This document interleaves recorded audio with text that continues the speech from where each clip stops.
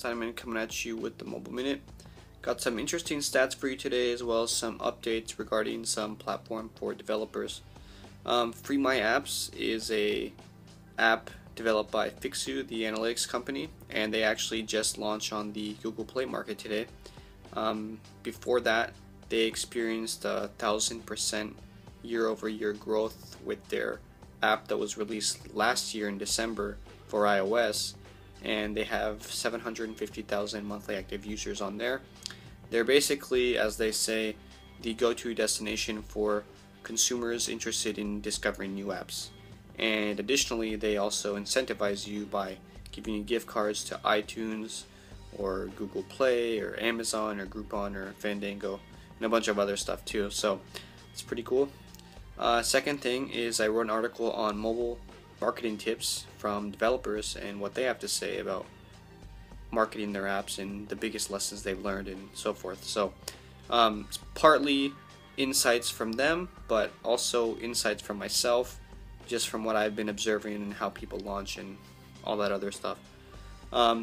Second or third thing is Kickfolio, actually, new startup that just launched not too long ago. They received some additional funding today, and they're basically an alternative to TestFlight, which if you haven't heard of, is a website you can use to have people test out your app before you actually let it off into the App Store or Google Play Marketplace. So it's pretty cool, definitely worth checking out.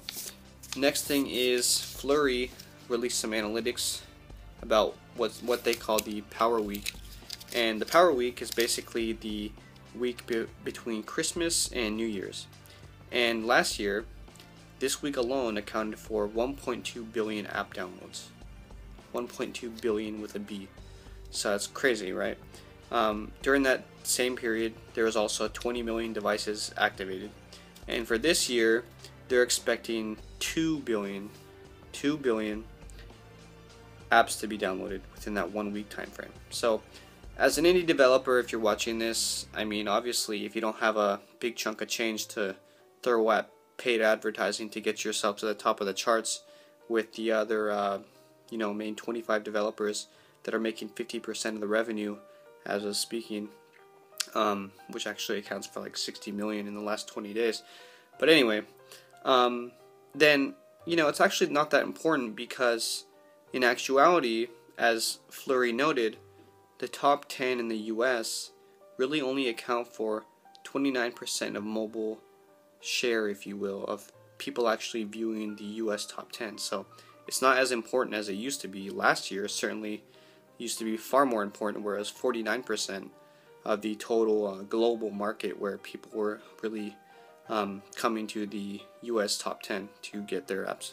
Now Russia and China actually continue to grow at a very rapid rate, and if you're out of the US and you're in either of those countries, good for you. I mean, it's pretty cool.